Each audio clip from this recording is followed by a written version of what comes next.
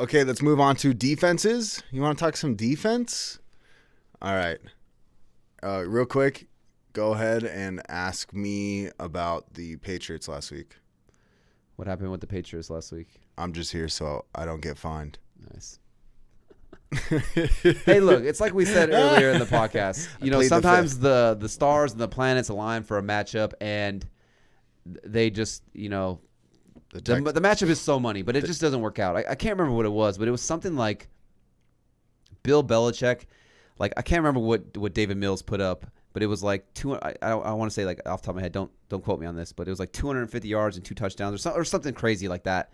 Like Bill, and like 200 games that Belichick has played against rookie quarterbacks, it's only happened twice, and it was like Andrew Luck and David Mills or something like that. It's like some ridiculous stat. So, you know, for what it's worth, you know, Belichick going against rookie quarterbacks, his record is really good. You know, like I said, the matchup was super money.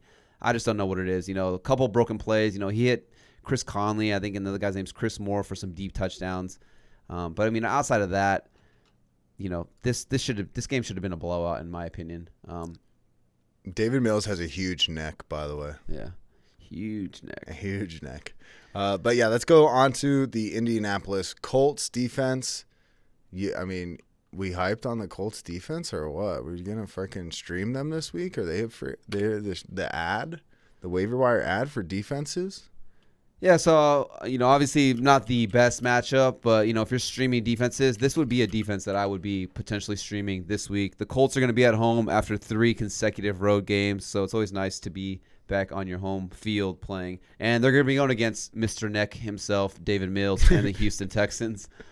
So, yeah, I like, you know, David Mills, obviously rookie quarterback, prone to make mistakes. And, you know, the Colts defense still one of the better defenses in the league. I mean, for the most part, you know, prior to Lamar Jackson just blowing up in the fourth quarter, I mean, they pretty much blanketed that that Ravens game was crazy. That Ravens offense for the most part, and it kind of just the wheels just kind of fell off at the end of the game. But yeah, I mean, the Texans 0 rushing game. I mean, Mark Ingram, Phillip Lindsay, David Johnson, like those guys are just non-existent. I do think Brandon Cooks has a bounce back game in this one. I mean, we just saw what Marquise Brown did to these Colts defense, so I think this would be a week you could start Brandon Cooks, but I do like the Colts to potentially be a streaming defense this week. I mean, how do you feel about it? Yeah, I'm not mad at it. Like I do think we have to be careful just following the Texans. Obviously, you know, you learned your lesson a little bit last week, but it's kind of what if they're able to shut down David Mills. And I think that the Patriots minded defense, like the defense that like the coaching and whatnot is really good, but I do think that maybe what's it called? I do think that maybe as far as like big names, the Colts might be able to do better in that regard. Yeah, if that makes sense. But yeah, not so really, but all right. What? I'm just kidding. I said not really, but all right. But I'm just giving you shit. Oh yeah. Anyways, but yeah, no, I like the Colts against the Texans. I mean, they did. You know, it's not like the Texans put up like 40 points against the Patriots. You know what I mean? Yeah. Like, you know, this is more, like I said, a streaming one because I was looking at the, you know, roster owned percentages on ESPN and NFL. Those are kind of just the two I kind of just like base it off of and kind of like average it out. But, you know, a majority of the good defenses or a majority of the defenses that have good matchups this week were pretty much owned. You know, there was a lot of bad defenses, a lot of bad matchups in terms of like if you're streaming one. So the Colts were one of the ones that were like the most widely available defenses. Now, am I starting them over like, you know, the Broncos at home against the Raiders? Like, no, I'm starting the Broncos. You know what I'm saying? Yeah. So it's just, you know, just a good streaming option. Yeah. Especially the Bears were able to shut down the Broncos. Yeah. Or, I mean, the Raiders. Yeah.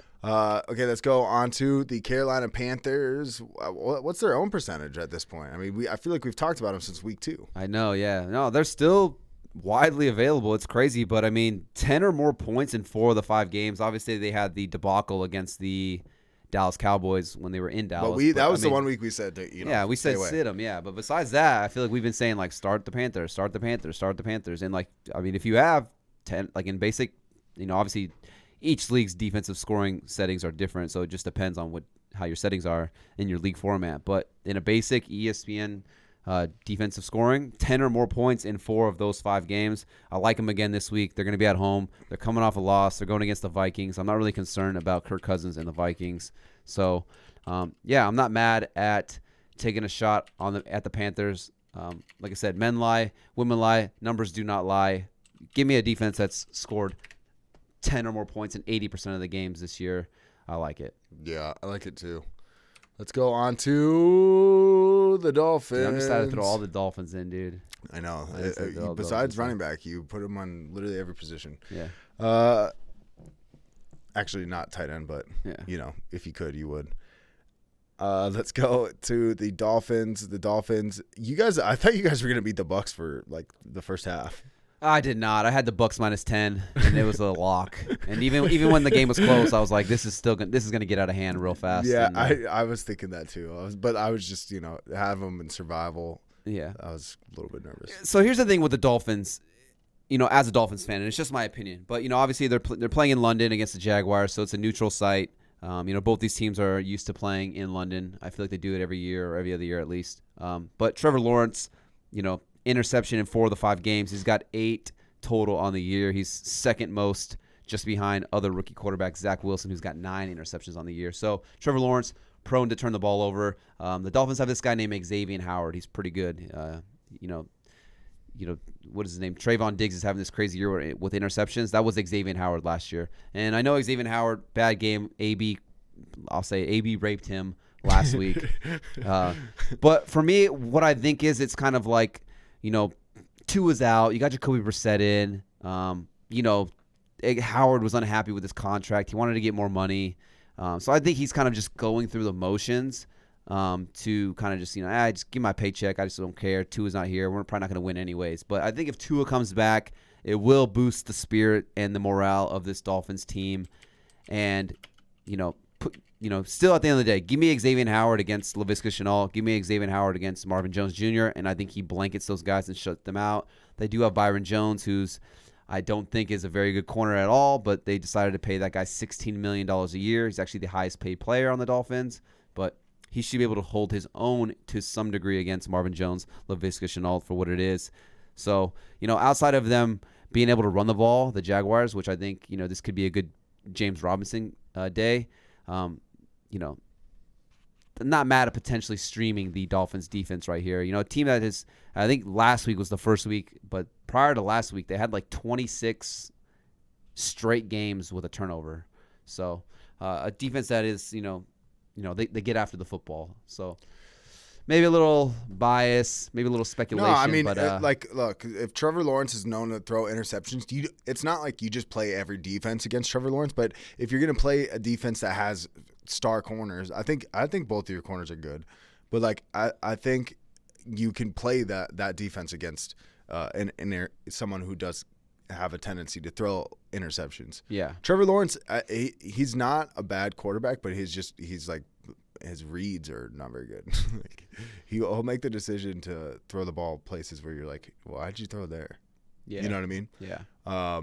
So we'll see. I mean, like I said, I think they'll be able to run the football on the Dolphins. Dolphins' rush defense has been pretty bad this year, honestly. And you give up 100 yards to Peyton Barber, that's never a good thing. But, yeah, the opportunity to get some picks, maybe you get a pick 6, a couple sacks here and there. So I think you could have a worse option than the Dolphins' defense as a potential streaming defense, sorry. Yeah. Okay. Well, just like that, that's the end of the waiver wire episode. There's some defenses in there. There's some running backs in there. Some wide receivers in there. Kadarius Stoney, league winner. Quarterbacks and all that good stuff. Heineke, league winner. Dolphins defense, week 6. I'm calling it here, dude. Xavier Howard's getting an interception. All right. You heard it here pick first. Pick 6, dude. or are you just a pussy? Just an interception. I'll just say interception. Pussy. Yeah, anyways, thanks for listening. This has been the AVG Fantasy Football Podcast, and us big freaking nerds are out of here. Should I give them some treats at the end of this episode real quick? Yeah, let's hear it, dude. Wait, don't do it. I'm gonna do it. Wait, here, I'll put in the treat. Just give me a moment. Here we go. Thanks for listening.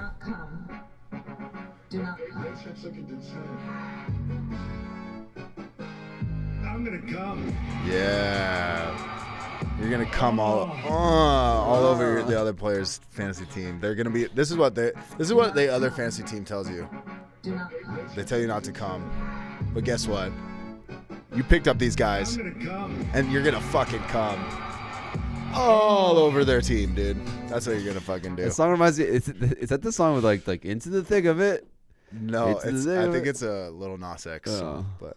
Anyways, don't copyright infringe us, baby. Let's get out of here. Thanks for listening, and us big boys are out. There you go. Bum, bum, bum, bum, bum.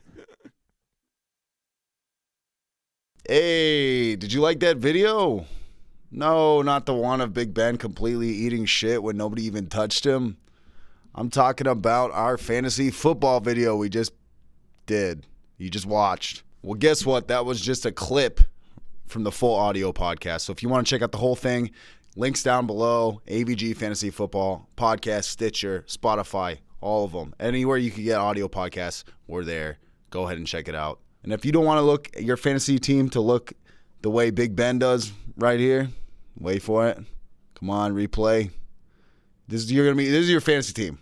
But that won't be your fantasy team if you subscribe to AVG Fantasy Football. So go ahead, subscribe and like this video. Subscribe to the channel and like.